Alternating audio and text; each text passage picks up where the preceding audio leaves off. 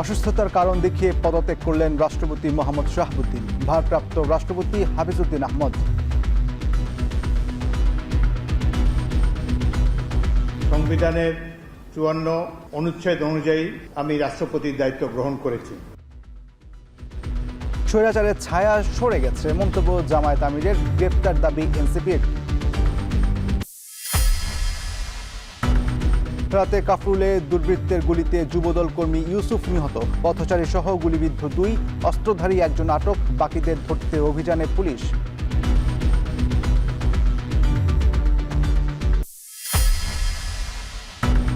ভয়াবহ বন্যায় বিধ্বস্ত পর্যটন জেলা বান্দরবান। সবচেয়ে ক্ষতিগ্রস্ত যোগাযোগ ব্যবস্থা, সংস্কারের প্রয়োজন শত কোটি টাকা।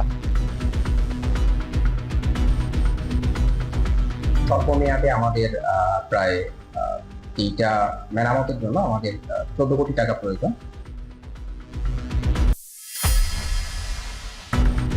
শিক্ষামন্ত্রীর পদত্যাগ বিষয়ে সময় চেয়েছে মোদী সরকার। সিজেপির সঙ্গে বিকেলে ফের বৈঠক, এনটিএর ৪৭ আধিকারিক অপসারণ।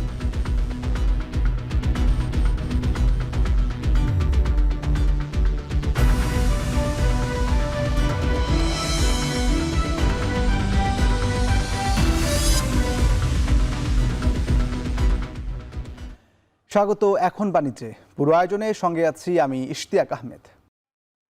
পদত্যাগ করলেন দেশের ২২তম রাষ্ট্রপতি মোহাম্মদ শাহাবুদ্দিন। লিখিত পদত্যাগপত্রে শারীরিক নানা জটিলতার কথা উল্লেখ করেছেন তিনি। ভারপ্রাপ্ত রাষ্ট্রপতি হিসেবে দায়িত্ব নিয়েছেন স্পিকার হাফিজউদ্দিন আহমেদ, আর স্পিকারের দায়িত্ব পালন করবেন ডেপুটি স্পিকার। এক সংবাদ সম্মেলনে স্পিকার জানান, মোহাম্মদ শাহাবুদ্দিন আওয়ামী আমলে রাষ্ট্রপতি নির্বাচিত হলেও বর্তমান সরকারের প্রতি সবসময় সমর্থন জানিয়েছেন। আরও জানাচ্ছেন সাবির রোজ। শপথ করিতেছি যে দেশের রাজনৈতিক ইতিহাসে রেকর্ড ৩ সরকারকে শপথ পড়ালেও মেয়াদ শেষ করতে পারেননি রাষ্ট্রপতি মোহাম্মদ শাহাবুদ্দিন চুপ্পু। মেয়াদ শেষের ১ বছর ৯ মাস আগেই ছাড়লেন বঙ্গভবন। সরকারের প্রধানমন্ত্রী পদের কর্তব্য বিশ্বস্তার সহিত পালন করিব। শুক্রবার বিকেল ৫টার দিকে স্বাস্থ্যগত কারণ দেখিয়ে পদত্যাগ করেন তিনি। মোহাম্মদ শাহাবুদ্দিন নানা সময়ে ছিল আলোচিত ও সমালোচিত। তার পদত্যাগপত্র গ্রহণ করেন ত্রয়োদশ জাতীয় সংসদের স্পিকার হাফিজউদ্দিন আহমেদ। পরে জাতীয় সংসদের শপথকক্ষে সংবাদ সম্মেলনে হাফিজউদ্দিন আহমেদ জানান, সংবিধান অনুযায়ী ভারপ্রাপ্ত রাষ্ট্রপতি হিসেবে দায়িত্ব গ্রহণ করেছেন তিনি। মহামান্য রাষ্ট্রপতি জনাব মোহাম্মদ শাহাবুদ্দিন তার স্বাক্ষরযুক্ত পদত্যাগপত্র আমার নিকট পদত্যাগপত্র দাখিল করেছেন। ফলশ্রুতিতে সংবিধানের ৫৪ অনুচ্ছেদ অনুযায়ী আমি রাষ্ট্রপতির দায়িত্ব গ্রহণ করেছি। তিনি বলেন, মোহাম্মদ শাহাবুদ্দিন মাফিয়া সরকারের আমলে নির্বাচিত হলেও জনগণের ভোটে নির্বাচিত বর্তমান সরকারের প্রতি শ্রদ্ধাশীল ছিলেন। তিনি মাফিয়া সরকারের আমলে নির্বাচিত হলেও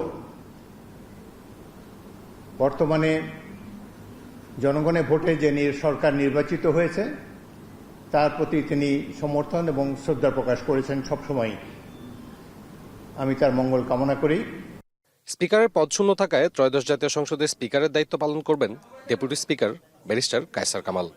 ডেপুটি স্পিকার সাহেব তিনিও যখন ডেপুটি স্পিকার হিসেবে শপথ নেন, শপথের অংশে বর্ণিত থাকে যখন বলা হবে কোনো কারণে যখন স্পিকারের চেয়ার শূন্য থাকবে তখন ডেপুটি স্পিকার স্পিকারের পদের দায়িত্ব পালন করবেন।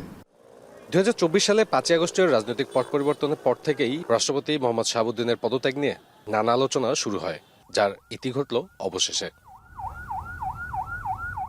সংবিধানের নিয়ম অনুযায়ী রাষ্ট্রপতির পদ শূন্য থাকলে এর ৬০ থেকে ৯০ দিনের মধ্যে নির্বাচন করতে হয়। অন্তর্বর্তীকালীন সময়ে সংবিধানের ৫৪ অনুচ্ছেদ অনুযায়ী রাষ্ট্রপতির দায়িত্ব পালন করবেন জাতীয় সংসদের স্পিকার। এখন জাতীয় সংসদের সদস্যদের মাধ্যমে নির্বাচিত হবেন দেশের পরবর্তী রাষ্ট্রপতি। সাবির রোজ, এখন, ঢাকা। মোহাম্মদ শাহাবুদ্দিনের পদত্যাগের পর ভারপ্রাপ্ত রাষ্ট্রপতি হিসেবে দায়িত্ব পালন করছেন হাফিজউদ্দিন আহমদ। দিনের কর্মসূচি সহ সার্বিক বিষয়ের খবর জানাতে সংসদ ভবন এলাকায় তার বাসভবনের কাছ থেকে যুক্ত হচ্ছেন নাজমুস সাকিব। সাকিব, ভারপ্রাপ্ত রাষ্ট্রপতি হাফিজউদ্দিন আহমেদের আজকের কার্যসূচি কি তথ্য আছে আপনার কাছে জানাবেন?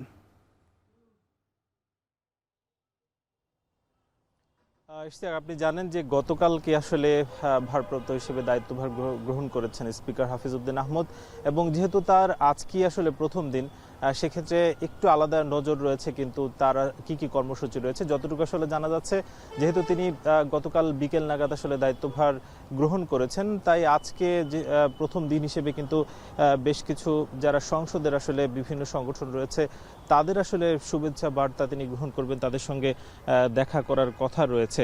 এর বাইরে আসলে বড় ধরনের কোনো কর্মসূচি আসলে তার নেই, কারণ এখনো পর্যন্ত যে ধরনের আসলে তার শিডিউল তৈরি হওয়ার কথা সেগুলো এখনো জানা যাচ্ছে না।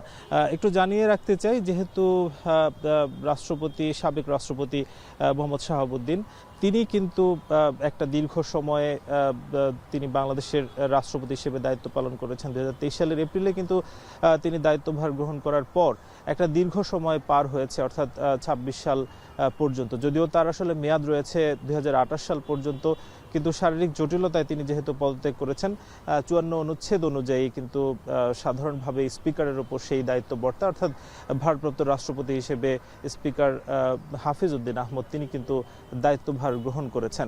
স্বাভাবিকভাবেই যেহেতু স্পিকার এখন রাষ্ট্রপতির দায়িত্বভার গ্রহণ করেছেন, ফলে স্পিকারের পদটাও সেই হিসেবে সেই দায়িত্ব কিন্তু গ্রহণ করার গতকালকে আসলে গ্রহণ করেছেন ভারপ্রাপ্ত স্পিকার হিসেবে এখন দায়িত্ব পালন করার কথা যিনি ডেপুটি স্পিকার ছিলেন কায়সার কামাল। অর্থাৎ আগামী যেই সংসদ হবে সেই সংসদে আমরা হয়তো কায়সার কামালকে দেখতে পারি যে স্পিকারের আসনে তিনি আসলে অধিষ্ঠিত হয়েছেন। একটু জানিয়ে রাখতে চাই যে যেহেতু সংবিধানের বাধ্যবাধকতা রয়েছে 103 অনুচ্ছেদ অনুযায়ী 90 দিনের মধ্যে রাষ্ট্রপতি নিয়োগ দিতে হবে, ফলে বলাই যায় যে আজ থেকে 90 দিনের যেই কাউন্টডাউন সেটা আসলে শুরু হয়ে গিয়েছে, এবং এই 90 দিনের মধ্যে আসলে যারা সংসদ সদস্য রয়েছেন তাদের সংখ্যাগরিষ্ঠতার মতামতের ভিত্তিতেই নতুন করে আসলে রাষ্ট্রপতি আসবেন। তবে কে আসলে পরবর্তী রাষ্ট্রপতি হতে যাচ্ছেন সেই ধরনের নানা জল্পনা কল্পনা কিন্তু রয়েছে। ইতিমধ্যে যতটুকু জানা যাচ্ছে যে যেহেতু বিএনপি আসলে সরকার গঠন করেছে, তাদেরই সংসদ সদস্য বেশি, ফলে বিএনপি ঘরানার কেউ আসলে আসেন সেটা একেবারে শতভাগ নিশ্চিত। তবে এর মধ্যে বেশ কয়েকজনের আসলে নাম শোনা যাচ্ছে, তার মধ্যে বিএনপির জ্যেষ্ঠ নেতা যিনি খন্দকার মোশাররফ হোসেন তার নাম আসছে, এছাড়াও মহাসচিব হিসেবে যিনি রয়েছেন মির্জা ফখরুল ইসলাম আলমগীর, এই দুজনের নাম সবচেয়ে বেশি শোনা যাচ্ছে। এর বাইরেও আসলে মঈন খান এবং নজরুল ইসলাম খানের নামও কিন্তু আলোচনায় রয়েছে। এর বাইরে একজন বিচারপতির নামও কিন্তু শোনা যাচ্ছে, ফলে বলাই যায় যে অন্তত 6 থেকে 7 জনের নাম কিন্তু বিএনপির যেই তালিকা সেখানে রয়েছে, এবং এই 7 জনের মধ্য থেকে হয়তো আগামীতে কাউকে রাষ্ট্রপতি হিসেবে পাওয়া যেতে পারে। তবে আমরা যতটুকু দেখতে পাচ্ছি যে আগামী 90 দিন কিন্তু মেজর হাফিজ উদ্দিন আহমদ তিনি আসলে দায়িত্বভার যেহেতু গ্রহণ করেছেন, এর 90 দিনে আসলে দেশের যে রাষ্ট্রপতির কার্যাবলী সেগুলো আসলে তিনি পালন করবেন বলেই জানা যাচ্ছে, এবং এই সময়টা আসলে আমরা স্পিকার হিসেবে কায়সার কামালের মাধ্যমেই বাকি সময়টা হয়তো পরিচালিত হতে দেখব। এই ছিল জাতীয় সংসদের যিনি ভারপ্রাপ্ত রাষ্ট্রপতি হিসেবে আছেন হাফিজ উদ্দিন আহমেদ, তার বাসভবন থেকে সবশেষ। ভারপ্রাপ্ত রাষ্ট্রপতি হাফিজ উদ্দিন আহমেদের দিনের কর্মসূচি নিয়ে জানাচ্ছিলেন নাজমুস সাকিব। এদিকে এখনও বঙ্গভবনে থাকলেও কালকেই গুলশানের নিজ বাসভবনে ওঠার কথা রয়েছে দেশের সদ্য সাবেক রাষ্ট্রপতি মোহাম্মদ শাহাবুদ্দিনের। তার বাসভবনের সামনে থেকে এই বিষয়ে আরও জানাবেন আত্মজ রহমান দিব্য, সরাসরি যুক্ত হচ্ছে তার সঙ্গে। দিব্য, গুলশানের বাসভবনে উঠবেন সাবেক রাষ্ট্রপতি মোহাম্মদ শাহাবুদ্দিন, সেখানকার কোনো প্রস্তুতি আপনার চোখে পড়ছে কিনা?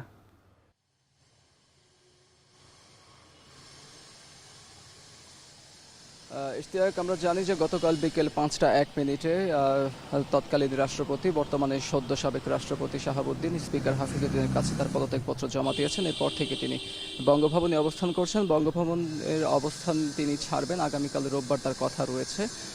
আমার পেছনে যে বাসাটা দেখা যাচ্ছে গুলশানের 123 নম্বর রোডের এই বাসার একটি ফ্ল্যাটেই তিনি উঠবেন, এবং সেখানে ওঠার বেশ কয়েকদিন যাবতই যখন থেকে ওনার পদত্যাগ করার যেই গুঞ্জনটা কিংবা যে এখন যে বাস্তবতায় পূর্ণ হলো সেই গুঞ্জনটা শুরু হওয়ার পর থেকেই কেউ কেউ বলছেন যে তখন থেকেই উনি বঙ্গভবনের বেশ কিছু তার কর্মকর্তা কর্মচারীদের নির্দেশনা দিয়েছিলেন যে ওখানকার ওনার যেই বিষয়বস্তু ছিল সেগুলো গুটিয়ে আসলে শেষ পর্যন্ত এই বাসাতেই নিয়ে এসে রাখার জন্য, এবং এখানকারও বেশ কিছু কর্মসম্পাদনা হয়েছে এবং ওনার ওঠার জন্য বসবাস উপযোগী করে তোলার জন্য কাজ চলমান রয়েছে।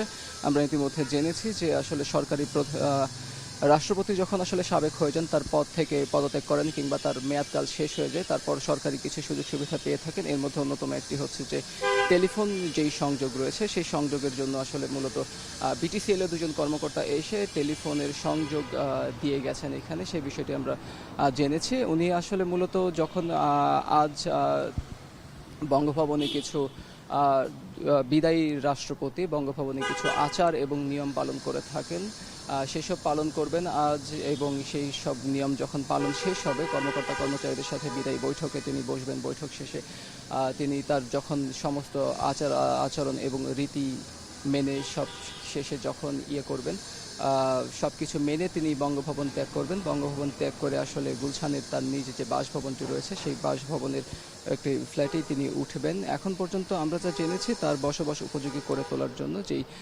কার্যক্রম ছিল তা চলমান রয়েছে। আমরা এখন পর্যন্ত যদিও খুব বেশি আনাগোনা কিংবা তেমন কিছু গতিবিধি আমাদের নজরে পড়েনি, তবে কার্যক্রম চলমান রয়েছে সেই বিষয়টি আমরা জেনেছি বিভিন্ন সূত্রের মাধ্যমে। এবং যে বিটিসিএল এর যে কথাটা বলছিলাম, যে দুজন এসে টেলিফোন সংযোগ দিয়ে গিয়েছিলেন, এইসব হচ্ছে একজন রাষ্ট্রপতি যখন তার বিদায় নেন কিংবা হচ্ছে যখন তার মেয়াদকাল শেষ হয়ে যায়, তখন রাষ্ট্রীয় কিছু সুযোগ সুবিধা পেয়ে থাকেন। সেই সুযোগ সুবিধাগুলোর বিদ্যমান যে সুযোগ সুবিধাগুলো রয়েছে রাষ্ট্র তাকে প্রদান করে থাকেন। সেই প্রদান করার মধ্যেই বিটিসিএল এর যেই টেলিফোন সংযোগ অন্যতম।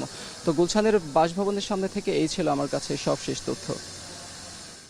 গুলশানের নিজ বাসভবনে ওঠার কথা রয়েছে দেশের সদ্য সাবেক রাষ্ট্রপতি মোহাম্মদ শাহাবুদ্দিনের। তার বাসভবনের সামনে থেকে বিস্তারিত জানাচ্ছিলেন আতচর রহমান দিব্য। এদিকে রাষ্ট্রপতির পদ থেকে মোহাম্মদ শাহাবুদ্দিনের পদত্যাগে জাতির উপর থেকে স্বৈরাচারের ছায়া সরে গেছে বলে মন্তব্য করেছেন জামায়াত আমির ডাক্তার শফিকুর রহমান। শুক্রবার সন্ধ্যায় নিজ বাসভবনে সংবাদ সম্মেলনে কথা বলেন তিনি। অন্যদিকে এনসিপি ও এবি পার্টি সাবেক এই রাষ্ট্রপতিকে দেশ ত্যাগের সুযোগ না দিয়ে বিচারের মুখোমুখি করার দাবি জানিয়েছেন। বিস্তারিত প্রতিবেদনে। অবশেষে বঙ্গভবন অধ্যায় শেষ করলেন দেশের ২২তম রাষ্ট্রপতি মোহাম্মদ শাহাবুদ্দিন। তার পদত্যাগের ঘটনাকে স্বাগত জানিয়েছে বিভিন্ন রাজনৈতিক দল। সন্ধ্যায় নিজ সরকারি বাসভবনে এক সংবাদ সম্মেলনে বিরোধী দলীয় নেতা ও জামায়াতের আমির ডাক্তার শফিকুর রহমান বলেন, অনেক আগেই মোহাম্মদ শাহাবুদ্দিনের পদত্যাগের দাবি উঠলেও বিএনপি তাকে রেখে দিয়েছিল। তবে দেরিতে হলেও তার পদত্যাগের মধ্য দিয়ে জাতির উপর থেকে স্বৈরাচারের কালো ছায়া সরেছে। দেরিতে হলেও জাতির ঘাট থেকে স্বৈরাচারের একটা কালো ছায়া সরে গেল। এই জন্য আমরা আল্লাহ তাআলার শুকরিয়া আদায় করি, কারণ তিনি প্রেসিডেন্ট থাকা অবস্থায় অনেকগুলো অঘটন ঘটেছে। বিশেষ করে জুলাই রিভলিউশনে এতগুলো মানুষের জীবন গিয়েছে, কিন্তু রাষ্ট্রের সর্বোচ্চ অভিভাবক হিসাবে তিনি কোনো দায়িত্ব পালন করেন নাই।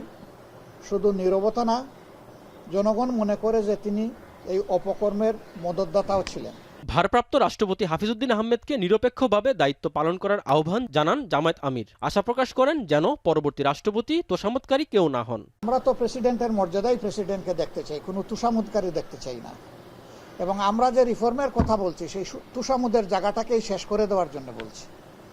আমরা বলছি যার যার জায়গায় সবাই সম্মানিত এবং দায়িত্বপ্রাপ্ত, তারা অন্য কারো কাছে মাথা নত করে কোনো দায়িত্ব পালন করবেন না। এদিকে নেত্রকোনায় সাংবাদিকদের নাহিদ ইসলাম বলেন, ফ্যাসিস্টের দোসর শাহাবুদ্দিনকে অসুস্থতার নামে সেফ এক্সিট দেয়া যাবে না। শারীরিক অসুস্থতার নামে বা কোনো ধরনের অজুহাতে এই ফ্যাসিস্টের দোসর রাষ্ট্রপতি চুপ্পুকে কোনো ধরনের সেফ এক্সিট বা বিদেশ যাতে পড়াতে না পারে, সেই জন্য সজাগ দৃষ্টি রাখতে হবে এবং সরকারকে অনতিবিলম্বে এই ফ্যাসিস্টের দোসর রাষ্ট্রপতিকে গ্রেফতার করতে হবে। সন্ধ্যায় রাজধানীতে এক সংবাদ সম্মেলনে এনসিপির সদস্য সচিব আক্তার হোসেন বলেন, সদ্য পদত্যাগী রাষ্ট্রপতিকে বিচারের আওতায় না আনা গেলে আইনের উপর আস্থা হারাবে জনগণ। আর দলটির মুখ্য সমন্বয়ক নাসিরউদ্দিন পাটোয়ারি অবিলম্বে মোহাম্মদ শাহাবুদ্দিনকে গ্রেফতারের দাবি জানান। এই শাহাবুদ্দিন চুপ্পু যদি সুযোগ পায়, তাহলে এখনো এই ফেসিবাদকে বাংলাদেশে ফিরিয়ে নিয়ে আসার জন্য সব ধরনের সুযোগ এবং সব ধরনের কার্যক্রমের সাথে সে নিজেকে সম্পৃক্ত রাখবে। এ কারণে এই শাহাবুদ্দিন চুপ্পু তিনি শুধু পদত্যাগ করেছেন রাষ্ট্রপতির পদ থেকে, এটাই যথেষ্ট নয়। আমরা আজকের এই সংবাদ সম্মেলন থেকে সরকারের কাছে আমরা দাবি জানাচ্ছি যে অবিলম্বে এই শাহাবুদ্দিন চুপ্পুকে গ্রেফতার করতে হবে এবং বিচারের আওতায় নিয়ে আসতে হবে। রাষ্ট্রপতি পদত্যাগ করেছে ভালো কথা, কিন্তু রাষ্ট্রপতিকে গ্রেফতার করতে হবে। তো এটাতে বিএনপি যদি তাকে কোনো স্কিপ পয়েন্ট দিতে চায় যে ঠিক আছে পদত্যাগ করেছে এখন বিদেশে পাঠিয়ে দেওয়া হবে বা কোনো কিছু, তাহলে এটা বুমেরাং হবে বিএনপির জন্য। তবে আমরা রাজপথে থাকব, আমরা রাষ্ট্রপতির যাতে তাকে গ্রেপ্তার করা হয় সে বিষয়টি নিশ্চিত করার জন্য ইনশাআল্লাহ রাজপথে থাকব। অন্যদিকে মোহাম্মদ শাহাবুদ্দিনের বিরুদ্ধে থাকা অভিযোগ নিষ্পত্তি না হওয়া পর্যন্ত তাকে দেশত্যাগ করতে না দেওয়ার আহ্বান জানিয়েছেন এবি পার্টির সাধারণ সম্পাদক ব্যারিস্টার ফুয়াদ। তাকে অব্যাহতি দিলেও তাকে কোনোভাবে যেন দেশ ত্যাগের সুযোগ দেয়া না হয়। রাজীব হোসেন, এখন, ঢাকা। রাজধানীতে দুর্বৃত্তদের গুলিতে ইউসুফ আলী নামে যুব দলের এক কর্মী নিহত হয়েছেন। শুক্রবার রাত 11:30টার দিকে মিরপুর 13 নম্বরে এই ঘটনায় আরও 2 জন গুলিবিদ্ধ হন। দুর্বৃত্তদের ধাওয়া করে একজনকে ধরে পুলিশের কাছে সোপর্দ করেছে এলাকাবাসী। বাকিদের ধরতে অভিযান অব্যাহত রয়েছে বলে জানিয়েছে পুলিশ। বিস্তারিত সানি মৃধার প্রতিবেদনে। ভাই ইউসুফ আলীকে হারিয়ে এভাবেই কান্নায় ভেঙে পড়েন ছোট ভাই মাসুদ।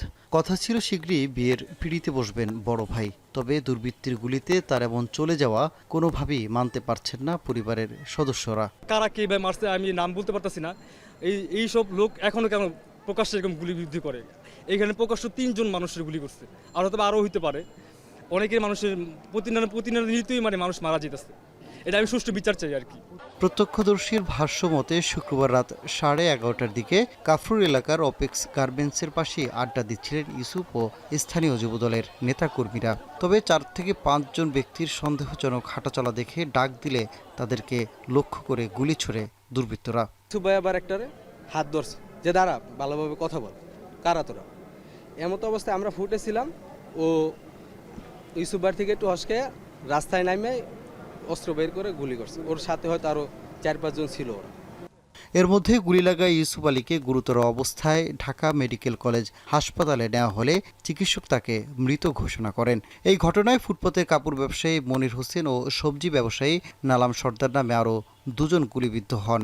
টুলে বসা ছিল, তখন দেখে অনেক ক্যানজাম চলতেছে সাইডে, তখন আব্বু করতে গিয়ে বইসে কাঁচামাল বিক্রি করতেছে, আর একজন দেখতেছে নিতে আছে, তখন ওই মাল ব্যাগ দিতে আছে, তখনই এখানে বাম সাইডে আর কি গুলিটা লাগে।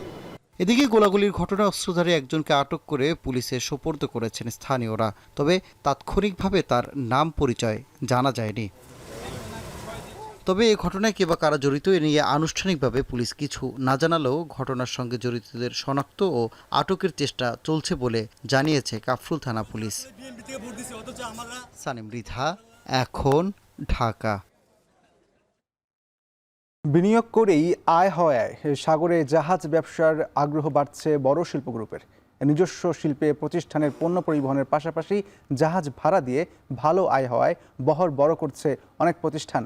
যদিও রাজনৈতিক অস্থিরতা ও অনিশ্চয়তায় 2 বছরে বিনিয়োগ কিছুটা ভাটা পড়েছে, কর ছাড় থাকলেও বাজেটে জাহাজ কেনা ও বিক্রিতে বেশ কিছু পরিবর্তনে বিনিয়োগের প্রভাব পড়বে বলে মনে করছেন সংশ্লিষ্টরা। জাহাজ বাড়াতে স্বল্প সুদে ঋণ ও প্রণোদনা চান তারা। বিস্তারিত হাজারা শিউলির প্রতিবেদনে। যে কোনো শিল্পে বিনিয়োগ করলে পুঁজি তুলে আনা বা রিটার্ন পেতে সময় লাগে, তবে জাহাজ পরিচালনার ব্যবসা এদিক থেকে ভিন্ন। বর্তমানে এ খাতের পরিধি শুধু বাড়ছে না, মধ্যপ্রাচ্যের যুদ্ধের পর সমুদ্র পথে পণ্য পরিবহনের চ্যালেঞ্জের সাথে বেড়েছে আয়ও। যদিও রাজনৈতিক অস্থিরতা ও অনিশ্চয়তার কারণে গেল 2 বছরে এ খাতে বিনিয়োগ কমেছে। 2024-এর জুনে দেশীয় পতাকাবাহী জাহাজ শতকের মাইলফলক অতিক্রমের পর 2 বছরে যুক্ত হয়েছে মাত্র 11টি জাহাজ। বিশ্বের বন্দরে বন্দরে লাল সবুজের পতাকা উড়াচ্ছে বর্তমানে 108টি জাহাজ। নিবন্ধনের অপেক্ষায় আছে আরও কয়েকটি। গোটা বিশ্বজুড়ে যে একটা জিওপলিটিক্যাল একটা আনসার্টেনিটি বা ভোলেটিলিটি যেটাই বলেন না কেন, সেটার কারণে একটা ট্রেড এবং এই যে শিপিংয়ে একটা ডেফিনেটলি একটা আনসার্টেনিটি তৈরি হয়েছে। সেই কারণে আসলে সবাই ইনভেস্টমেন্টের ক্ষেত্রে হয়তো একটু ওয়েট অ্যান্ড সি এই পলিসিতে যাওয়ার কারণে হয়তো খুব বেশি এরকম আশানুরূপ হচ্ছে না। একসময় বাংলাদেশ শিপিং কর্পোরেশন সর্বোচ্চ 34টি সমুদ্রগামী জাহাজের মালিক থাকলেও বর্তমানে বেসরকারি খাতই এ ব্যবসায় নেতৃত্ব দিচ্ছে। 2019 সালে সরকার জাহাজ কেনায় শুল্ক করে ব্যাপক ছাড় দেওয়ার পর বাড়তে থাকে দেশীয় পতাকাবাহী জাহাজ। গত 7 বছরে বিএসসি সহ বিভিন্ন শিল্প গ্রুপ জাহাজ কিনেছে প্রায় 90টি। 2020 ও 2022 সালে জাহাজ কেনা হয়েছে রেকর্ড 15টি করে। সর্বশেষ গত 6 মাসে দেশীয় পতাকায় জাহাজ যুক্ত হয়েছে 7টি। 27টি জাহাজ নিয়ে সমুদ্রগামী জাহাজের মালিকানায় বর্তমানে যৌথভাবে শীর্ষে আছে KSRM গ্রুপের মালিকানাধীন এসআর শিপিং ও মেঘনা গ্রুপ। 11টি জাহাজ নিয়ে দ্বিতীয় অবস্থানে আছে আকিজ গ্রুপ।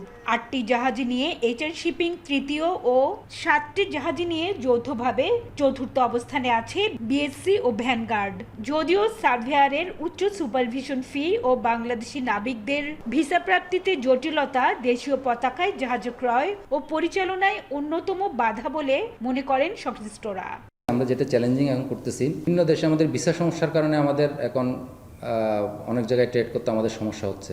তো যার ফলে আমরা সরকারের কাছে, যদি আইনগতভাবে এটা লেখা ছিল কিন্তু এটা কোনো ক্লিয়ার কোনো ইন্ডিকেশন ছিল না যে কত পার্সেন্ট কীভাবে নেওয়া হবে। আমরা মাঝে মধ্যে কোনো ক্রাইসিস উপরে নিতে গেলেও এটা আমাদের সরকারের কাছে অনেক টাইম কনজিউমিং। শতক ছড়ালেও অভ্যন্তরীণ চাহিদা পূরণে দেশীয় জাহাজ এখনও পর্যাপ্ত নয়। ফলে প্রতি বছর জাহাজ ভাড়া বাবদ 10 থেকে 12 বিলিয়ন ডলার চলে যাচ্ছে দেশের বাইরে। দেশি পতাকায় জাহাজ ক্রয়ে উৎসাহী করতে স্বল্প সুদে ঋণ ও প্রণোদনা দেওয়ার আহ্বান সংশ্লিষ্টদের।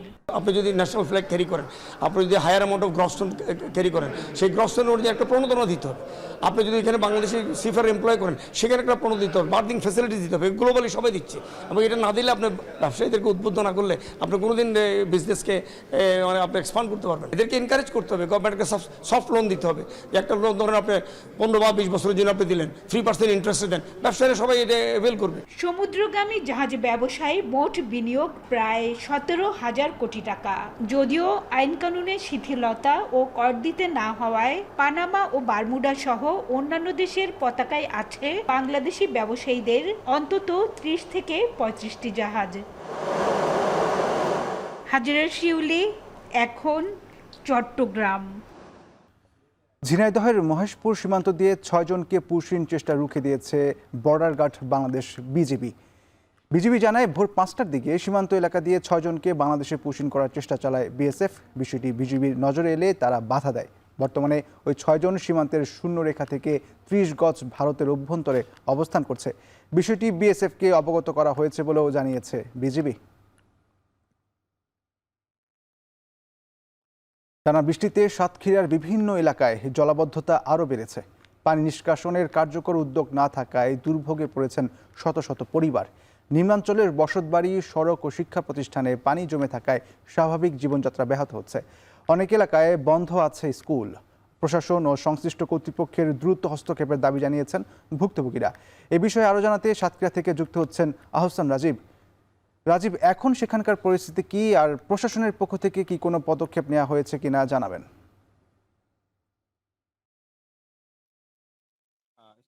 গত কয়েকদিনের যে টানা বর্ষণ, সেই বর্ষণে সাতক্ষীরার অধিকাংশ যে নিম্ন অঞ্চল সেটি কিন্তু ইতিমধ্যে প্লাবিত হয়েছে এবং এই সমস্ত এলাকায় জলাবদ্ধতা সৃষ্টি হয়েছে বলে আমরা দেখতে পাচ্ছি। এই এলাকাগুলোতে এসে যেটি দেখেছি, এখানকার যে বসত বাড়িগুলো রয়েছে এবং বিভিন্ন পাড়ায় পাড়ায় কিন্তু প্রতিটি বাড়িতে আমরা দেখেছি যে হাঁটু সমান পানি, কোথাও ঘরের মধ্যেও কিন্তু পানি উঠে গেছে এবং এই সমস্ত পরিবারের যে সমস্ত বাসিন্দারা রয়েছেন তারা কিন্তু চরম ভোগান্তির মধ্যে মানবেতর জীবনযাপন করছেন। বিশেষ করে সাতক্ষীরা সদর উপজেলার লাপসা ইউনিয়নের কৈখালী এবং এছাড়া সাতক্ষীরা শহরের যে পৌরসভার ইটেগাছা, সুলতানপুর এবং বদ্দিপুর কলোনি, কামালনগর, এই সমস্ত এলাকাগুলোতে কিন্তু মানুষ সবচেয়ে বেশি ভোগান্তিতে রয়েছেন। তো আমরা এখন যে এলাকাটিতে রয়েছি এটি সাতক্ষীরা সদরের লাপসা ইউনিয়নের নাগরা এলাকায়।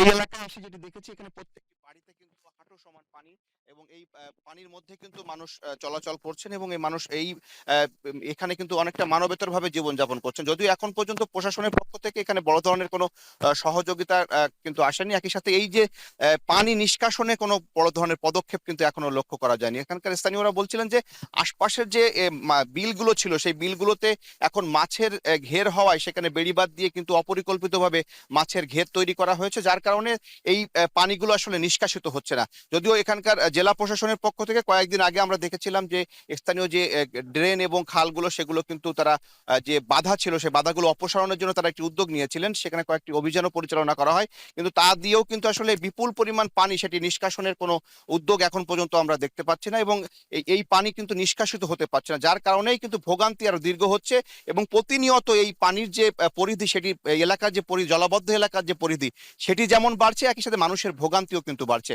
শুধু সাতক্ষীরার এই একটি এলাকা নয়, আমরা যে এলাকাটিতে রয়েছে এমন প্রতিটি ওয়ার্ডে ওয়ার্ডে সেটা পৌরসভার প্রতিটি ওয়ার্ড এবং প্রতিটি ইউনিয়নের বিভিন্ন যে নিম্ন অঞ্চল রয়েছে সেই সমস্ত এলাকাতে কিন্তু এই একই অবস্থা, জলবদ্ধ অবস্থায় রয়েছে। কয়েক লক্ষ মানুষ কিন্তু এই জলবদ্ধ অবস্থার মধ্যে রয়েছে বলে আমাদেরকে জানানো হয়েছে। একই সাথে জেলা প্রশাসন থেকে বলা হয়েছে এখন পর্যন্ত 40 মেট্রিক টন চাল এবং 8 লক্ষ টাকা তারা বরাদ্দ দিয়েছেন। তো এই ছিল সাতক্ষীরা থেকে আমার কাছে জলবদ্ধ পরিস্থিতির সবশেষ তথ্য। টানা বৃষ্টিতে সাতক্ষীরার বিভিন্ন এলাকায় জলাবদ্ধতা আরও বেড়েছে, সেখানকার বর্তমান পরিস্থিতি জানাচ্ছিলেন আহসান রাজীব। এদিকে ভয়াবহ বন্যার পানি নেমে গেলেও বান্দরবানে রয়ে গেছে ধ্বংসযজ্ঞের চিহ্ন।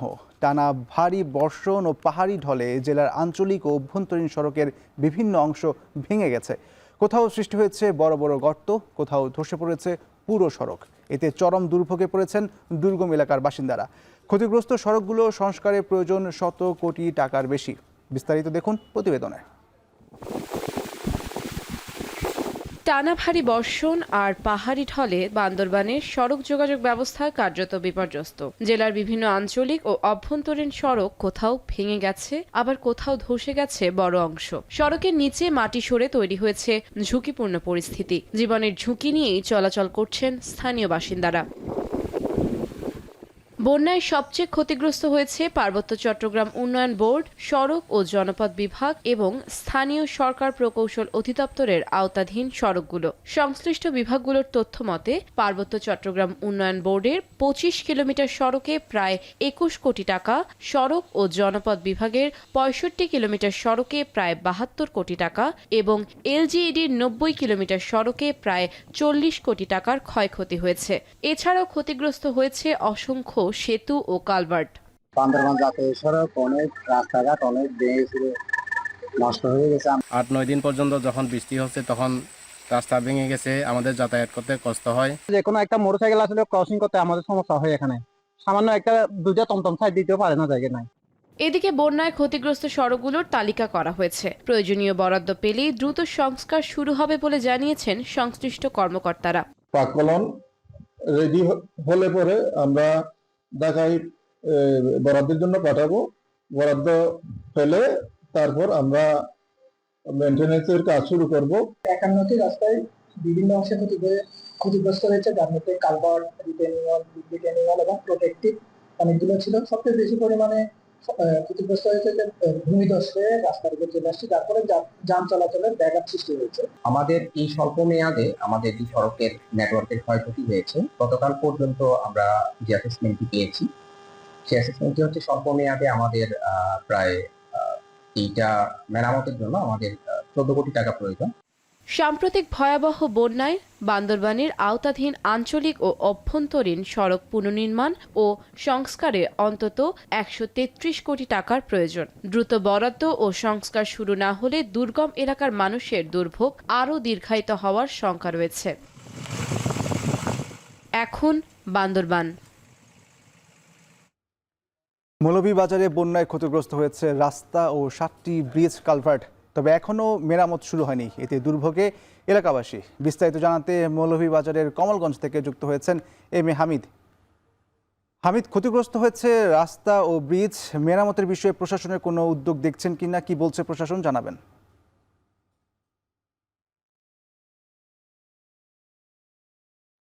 ভাঙ্গার পর থেকে মৌলভীবাজারের প্রথম বন্যা দেখা যায়, তারপরে কিন্তু মনু নদীর 3টি এলাকায় ভাঙনের সৃষ্টি হয়। এই ভাঙনের পর থেকে মৌলভীবাজারে বিভিন্ন রাস্তাঘাট ক্ষতিগ্রস্ত হয়েছে। বিশেষ করে আমি যদি পরিসংখ্যানটা বলি, সেক্ষেত্রে 125 কিলোমিটারের মতো রাস্তাঘাট, গ্রামীণ রাস্তাঘাট সহ মেইন যে রোডগুলো ছিল সেগুলো ক্ষতিগ্রস্ত হয়েছে এবং 7টি সেতু কালভার্ট ক্ষতিগ্রস্ত হয়েছে, যেটা মেরামত করতে 50 কোটি টাকার মতো ব্যয় হবে বলে জানিয়েছে এলজিডি নির্বাহী প্রকৌশলী।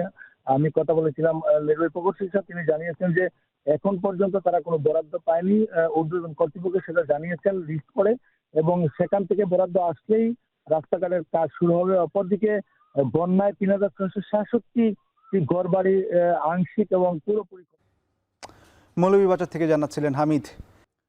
জানাবো দেশের বাইরের খবর। কেন্দ্রীয় শিক্ষামন্ত্রীর পদত্যাগের ব্যাপারে সিদ্ধান্ত নিতে ককরোচ জনতা পার্টির কাছ থেকে সময় চেয়েছে ভারত সরকার। বিকেলে এই ইস্যুতে সিজেপির প্রতিনিধিদের সঙ্গে তৃতীয় দফায় আলোচনায় বসবেন কেন্দ্রীয় মন্ত্রী জেপি নাড্ডা। এদিকে দিল্লিতে আন্দোলনের জেরে অপসারণ করা হয়েছে ভারতের জাতীয় পরীক্ষা সংস্থার ৪৭ আধিকারিককে। এদিকে চলমান সংকট সমাধানে মূল্যবান পরামর্শ দেয় নতুন এক ভিডিও বার্তায় তরুণদের ধন্যবাদ জানিয়েছেন মোদি। সতীর্থ কর্মকার জানাবেন বিস্তারিত। আবারও মধ্যরাতে সেলফি ক্যামেরা ভিডিও নিয়ে হাজির হলেন ভারতের প্রধানমন্ত্রী নরেন্দ্র মোদী। জানিয়েছেন বৃহস্পতিবারের ভিডিও বার্তার পর মূল্যবান পরামর্শ এসেছে তরুণ তরুণীদের পক্ষ থেকে, এজন্য তাদের প্রতি কৃতজ্ঞতাও প্রকাশ করেছেন মোদী। এর আগে বৃহস্পতিবার রাতের ভিডিও বার্তার পর ইনস্টাগ্রামে প্রায় ১০ লাখ নতুন ফলোয়ার পেয়েছেন ভারতীয় প্রধানমন্ত্রী। ভিডিও বার্তাটি দেখা হয়েছে ২৭ কোটি ১০ লক্ষ বার। हमारा नाता और अधिक सक्रियता से जुड़ता रहेगा। তবে অধিকার কর্মী সোনম ওয়াংচুক অনশন ভাঙার পর ককরোচ জনতা পার্টির সঙ্গে আপোষ নীতিতেই হাঁটছে ভারত সরকার। সিজেপির দাবি অনুযায়ী নিরপেক্ষ ভেন্যু নয়াদিল্লির প্যাটেল হাউসের কনস্টিটিউশন ক্লাবে কেন্দ্রীয় মন্ত্রীদের উপস্থিতিতে অনুষ্ঠিত হয়েছে বৈঠক। ২ ঘণ্টা বৈঠকের পর সিজেপি প্রতিনিধিরা শিক্ষামন্ত্রীর পদত্যাগ সহ ৩টি দাবি ও পরীক্ষা সংস্কার সংক্রান্ত 5টি পরামর্শ দিয়েছেন। বিপরীতে ধর্মেন্দ্র প্রধানকে অপসারণের ব্যাপারে সিদ্ধান্ত নিতে শনিবার পর্যন্ত সময় চেয়েছে ভারত সরকার।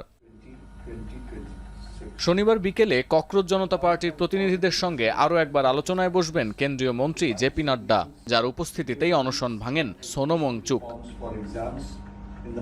তবে এখনো কাটেনি ধোঁয়াশা। ভারতীয় গণমাধ্যম এনডিটিভির খবর, কেন্দ্রীয় শিক্ষামন্ত্রীর পদত্যাগ নিয়ে এখনই কিছু ভাবছে না ভারত সরকার। আরও চাঞ্চল্যকর তথ্য, সিজেপি এই ইস্যুতে আন্দোলন চালিয়ে গেলেও পরিস্থিতি নিয়ন্ত্রণে কেন্দ্রীয় সরকারের ভিন্ন পরিকল্পনাও আছে। এর আগে বৃহস্পতিবার মধ্যরাতের ফেসবুক ভিডিও বার্তায় ফাস্ট ট্র্যাক আদালত গঠন করে প্রশ্ন ফাঁসে জড়িতদের কঠোর শাস্তি দেওয়ার জন্য খসড়া বিল তৈরির ঘোষণা দেন মোদি। এর পরপরই অনশন ভাঙেন সোনম ওয়াংচুক। পাশাপাশি মোদির ঘোষণার পর প্রশ্ন ফাঁসে ১০ বছরের জেল ও ১০ কোটি রুপি জরিমানার বিধান রেখে খসড়া বিলে অনুমোদন দিয়েছে মন্ত্রিসভা, যা শিগগিরই আইনে পরিণত হবে।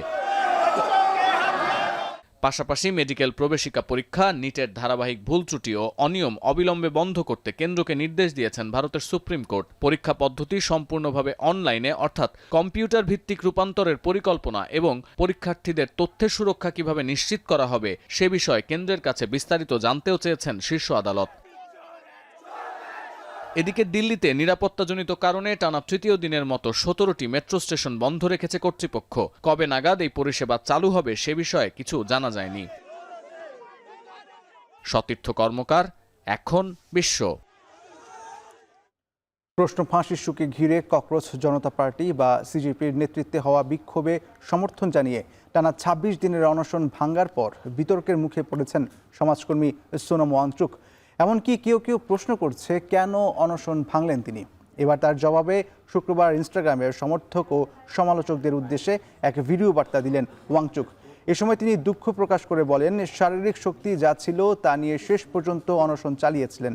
এতে তার শরীরে বিরূপ প্রভাব পড়েছে। তবে ২৬ দিন অনশনের পর এখন তাকে আন্দোলনকারীদের বিষয়ে আন্তরিকতা প্রমাণের দরকার আছে কিনা সে বিষয়েও প্রশ্ন তোলেন ওয়াংচুক।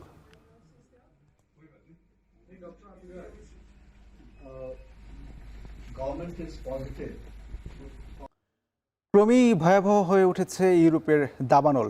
স্পেন ও ফ্রান্স থেকে নিরাপদে সরিয়ে নেওয়া হয়েছে 2,20,000-এরও বেশি বাসিন্দাকে। এদিকে রাজধানী মাদ্রিদের দাবানল চলে গেছে দমকল বাহিনীর নিয়ন্ত্রণের বাইরে। অন্যদিকে ভারতের আসামে অব্যাহত বন্যায় একদিনেই প্রাণহানি হয়েছে 14 জনের। পেনুকা সুলতানার প্রতিবেদন। দাউ দাউ করে আগুনে পুড়ছে স্পেনের রাজধানী মাদ্রিদের বাইরের বেশ কিছু এলাকা। পুড়ছে মানুষের ঘরবাড়ি, এমনকি গাড়িও। আর কালো ধোঁয়ায় ঢেকে যাচ্ছে আকাশ। তবে নিরলস পরিশ্রম করে তা নেভাতে চেষ্টা চালিয়ে যাচ্ছে দমকল বাহিনীর কর্মীরা। অবশ্য দাবানল দমকল বাহিনীর নিয়ন্ত্রণের বাইরে চলে গেছে বলে সতর্ক করেছে স্থানীয় কর্তৃপক্ষ। দেশব্যাপী জরুরি অবস্থা ঘোষণা করেছে স্পেন সরকার। মূলত অতিরিক্ত তাপমাত্রা, বাতাস ও রাজধানী পশ্চিমে 3টি আগুন একীভূত হওয়ায় এই ভয়াবহ পরিস্থিতি তৈরি হয়েছে, বললেন মাদ্রিদের আঞ্চলিক প্রেসিডেন্ট ইজাবেল দিয়াজ। এছাড়া স্থানীয় কর্মকর্তারা জানিয়েছে, শক্তিশালী এই দাবানলটি রাজধানী থেকে প্রায় 50 কিলোমিটার দূরে অবস্থিত রোবলেদো দে চাভেলা এবং ফ্রেস নেদিয়াস দে লা অলিভিয়া পৌরসভাগুলোর দিকে এগিয়ে যাচ্ছে। উদ্ভূত এই পরিস্থিতিতে মাদ্রিদের পশ্চিমে পার্বত্য অঞ্চলের শহরগুলো থেকে 19,000-এরও বেশি মানুষকে সরে যাওয়ার নির্দেশ দেওয়া হয়েছে। আর আগুন নিয়ন্ত্রণে চেষ্টা চালিয়ে যাচ্ছেন 2,000-এর বেশি দমকল কর্মী ও 10টি বিমান। শুধু স্পেন নয়, আগুনে জ্বলছে ফ্রান্সও।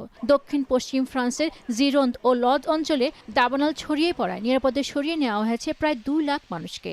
এছাড়া বোর্দোর নিকটবর্তী এলাকা থেকে প্রায় 60,000 মানুষকে সরিয়ে নেওয়ার নির্দেশ দিয়েছে ফ্রান্স সরকার। আগুন নেভাতে নিয়োগ দেওয়া হয়েছে সামরিক বাহিনীকেও। এদিকে আগুন নেভাতে প্রাণপণে চেষ্টা চালিয়ে যাচ্ছেন দমকল কর্মীরা। অবশ্য পরিস্থিতি খুব ভয়াবহ বললেন ফ্রান্সের লে কেপ ফেরেটের মেয়র। এদিকে ইউরোপের দাবানলের বিপরীতে বন্যার পানিতে ভাসছে ভারত। শুধুমাত্র আসাম রাজ্যেই একদিনে বন্যায় প্রাণহানি হয়েছে কমপক্ষে 14 জনের। এর মধ্য দিয়ে গত কয়েকদিনে অব্যাহত এই বন্যায় মৃতের সংখ্যা বেড়ে দাঁড়িয়েছে 61 জনের। এছাড়া ভারী বৃষ্টির কারণে সৃষ্ট বন্যায় প্লাবিত হয়েছে গুজরাট। বন্ধ রয়েছে আহমেদাবাদ ভিরাম গ্রাম মহাসড়ক। পেনুকা সুলতানা, এখন বিশ্ব। শুষ্ক মৌসুমে অনাবৃষ্টি ও খরার কারণে তীব্র সুপেয় পানির সংকটে ইন্দোনেশিয়ার বান্তেন প্রদেশের বিভিন্ন অঞ্চল। নদী, ঝর্ণাসহ পানির প্রাকৃতিক উৎসগুলো শুকিয়ে যাওয়ায় দুর্গম পাহাড়ি পথ পাড়ি দিয়ে পানি সংগ্রহ করছেন বাসিন্দারা। আবহাওয়াবিদদের শঙ্কা, এল নিনোর কারণে দীর্ঘায়িত হবে খরা পরিস্থিতি। বিস্তারিত জানাচ্ছেন অর্ণব প্রসাদ। ভৌগোলিক অবস্থান ও টেকটনিক প্লেটের সংযোগস্থলে থাকার কারণে বিশ্বের দুর্যোগপ্রবণ দেশগুলোর একটি ইন্দোনেশিয়া। আকস্মিক বন্যা, সুনামি, ভূমিধসের মতো ঘটনায় প্রাণহানি ও ক্ষয়ক্ষতির জন্য প্রায়ই সংবাদের শিরোনামে থাকে এশিয়ার দেশটি। এবার শুষ্ক মৌসুমে অনাবৃষ্টি ও খরার কারণে তীব্র সুপেয় পানি সংকটে ইন্দোনেশিয়ার বান্তেন প্রদেশের বিভিন্ন অঞ্চল। শুকিয়ে গেছে নদী, পাহাড়ি ঝর্ণা সহ পানির প্রায় সব প্রাকৃতিক উৎস। জীবন বাঁচাতে প্রয়োজনীয় পানি সংগ্রহের জন্য বোতল হাতে দুর্গম পথ পাড়ি দিচ্ছেন বাসিন্দারা। পানির সংকট কিছুটা লাঘবে পাহাড়ের গায়ে তৈরি করা হয়েছে বাঁশের নল। সেখানে ঘন্টার পর ঘন্টা অপেক্ষার পর যতটুকু পানি মিলছে তাই দিয়ে দিনের প্রয়োজনীয় কাজ সারছেন বাসিন্দারা। এমনকি পানি বন্টন প্রক্রিয়াকে সুষ্ঠু করতে গঠন করা হয়েছে কমিটিও। Kalau musim kemarau ini kita dibagi, satu kampung itu kita dibagi 12 orang. Untuk sekarang ini satu orang itu kebagian 8 galon ini gitu. তবে বাসিন্দাদের শঙ্কা, শুষ্ক মৌসুম যত দীর্ঘায়িত হবে পানির উৎস ঝর্ণা আরো সংকুচিত হবে, সংকট আরো বাড়বে। এ কারণে শুষ্ক মৌসুমে বিকল্প পানির উৎস নির্ধারণ ও পানি সংরক্ষণের অবকাঠামো নির্মাণে সরকারের সহায়তা চান ভুক্তভোগীরা। Kalau kemaraunya panjang, pengennya mah ada bantuan aja gitu. Lumayan. Iya. আবহাওয়াবিদদের শঙ্কা, প্রাকৃতিক জলবায়ু পরিস্থিতি এল নিনোর কারণেই সামনের দিনগুলোতে খরা পরিস্থিতির আরো অবনতি ঘটবে। অর্ণব প্রসাদ, এখন বিশ্ব। জানাবো খেলার খবর। যে কোনো দেশের একজন ক্রিকেটার দেশের হয়ে টেস্ট খেলার সুযোগ পেতে বছরের পর বছর ঘাম ঝরায়। সেখানে জাতীয় দলের ডাক পেয়েও খেলতে অস্বীকৃতি জানালেন ক্যারিবীয় পেসার আলজারি জোসেফ। পাকিস্তানের বিপক্ষে টেস্ট সিরিজের একদিন আগে জানা গেল এমন খবর। একসময় ক্রিকেট বিশ্ব শাসন করা ওয়েস্ট ইন্ডিজ আজ যে বিশ্বকাপেও সুযোগ পেতে ধুঁকছে তার নেপথ্যে কি তবে তারকা ক্রিকেটারদের দেশপ্রেমের ঘাটতি আর ফ্র্যাঞ্চাইজি লিগের টাকার ঝঞ্ঝনানি? মিনারুল ইসলামের প্রতিবেদন। ক্রিকেট বিশ্বে এখনও এমন বহু ক্রিকেটার আছেন যাদের কাছে জাতীয় দলের টুপিটা যে কোনো কিছুর চেয়ে মূল্যবান। কিন্তু ঐতিহ্যবাহী ওয়েস্ট ইন্ডিজের এক চুক্তিবদ্ধ ক্রিকেটার যখন জাতীয় দলে ডাক পেয়েও মুখ ফিরিয়ে নেন, তখন প্রশ্ন ওঠে নিয়মনীতি আর মানসিকতা নিয়ে। 29 বছর বয়সী পেসার আলজারি জোসেফকে পাকিস্তানের বিপক্ষে ঘরের মাঠে টেস্ট সিরিজের জন্য স্কোয়াডে রেখেছিল টিম ওয়েস্ট ইন্ডিজ। কিন্তু সিরিজের ঠিক আগের দিন কোচ ড্যারেন স্যামি যা জানালেন তা শুনে হতবাক ক্রিকেট বিশ্ব। জোসেফ খেলছেন না, ওকে না পাওয়াটা আমাদের জন্য বড় ক্ষতি। কিন্তু বাস্তবতা হলো জোসেফ নিজেই এটা প্রত্যাখ্যান করেছে। ওকে স্কোয়াডে রাখা হয়েছিল, ও চোট থেকে ফিরেছে, তবে পরবর্তীতে কিছু কারণে ও খেলতে অস্বীকৃতি জানিয়েছে।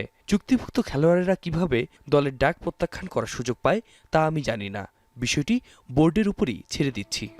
পেসার হিসেবে আলজারি জোসেফের না থাকা ওয়েস্ট ইন্ডিজের জন্য যেমন মাঠের বড় ক্ষতি, তার চেয়েও বড় আঘাত তাদের ক্রিকেট সংস্কৃতির মূলে। একসময়ের বিশ্বকাপানো ক্যারিবিয়ানদের কেন আজ বিশ্বকাপ খেলতে বাছাই পর্ব পেরিয়ে মূল মঞ্চে ঢুকতে হয় কিংবা অনেক সময় বাদ পড়তে হয়, তার জবাব লুকিয়ে আছে এই ঘটনাতেই। বিশ্বের বিভিন্ন কোণায় ফ্রাঞ্চাইজি লিগের লোভনীয় চুক্তির পেছনে ছুটতে গিয়ে জাতীয় দলের দায়বদ্ধতা আজ ঠেকেছে তলানিতে। তবে এমন পরিস্থিতির মধ্যেও কোচের বিশ্বাস, স্কোয়াডে থাকা বাকি বোলাররা ঠিকই পাকিস্তান দলের 20টি উইকেট শিকার করার মতো সামর্থ্য রাখে। যাই হোক না কেন, আমাদের যে বোলিং আক্রমণ আছে তারা টেস্টে 20 উইকেট তুলে নিতে সক্ষম। অস্ট্রেলিয়া ও নিউজিল্যান্ড সিরিজে আমরা বল হাতে সমকক্ষ লড়াই করেছি। শ্রীলঙ্কা সিরিজে ব্যাটাররা বড় রান পেয়েছে। ব্যাটাররা রান করলেও আমাদের এই বোলিং লাইন আপ নিয়েই ম্যাচ জেতা সম্ভব। Shamar Joseph, Kemar Roach, Jayden সিলসদের নিয়ে পাকিস্তান বধের ছক কষছেন স্যামি, কিন্তু মাঠের লড়াই শুরুর আগেই আলজারি জোসেফের এই বিমুখতা আরও একবার বড় প্রশ্নের মুখে দাঁড় করিয়ে দিল ওয়েস্ট ইন্ডিজের ক্রিকেটের ভবিষ্যৎকে। টাকার ঝনঝনানি আর ব্যক্তি স্বার্থের কাছেই কি এভাবেই ধীরে ধীরে ধসে পড়বে সাবেক বিশ্বজয়ীদের ক্রিকেট ঐতিহ্য? মিনারুল ইসলাম, এখন। এই ছিল এখন বাণিজ্যে। এখন টেলিভিশন ওয়েবসাইটে দেখতে ভিজিট করুন www.ekhon.tv। এছাড়া ফেসবুকে দেখতে ভিজিট করুন facebook.com/tv.ekhon এবং ইউটিউবে দেখতে ভিজিট করুন youtube.com/c/ekhon tv।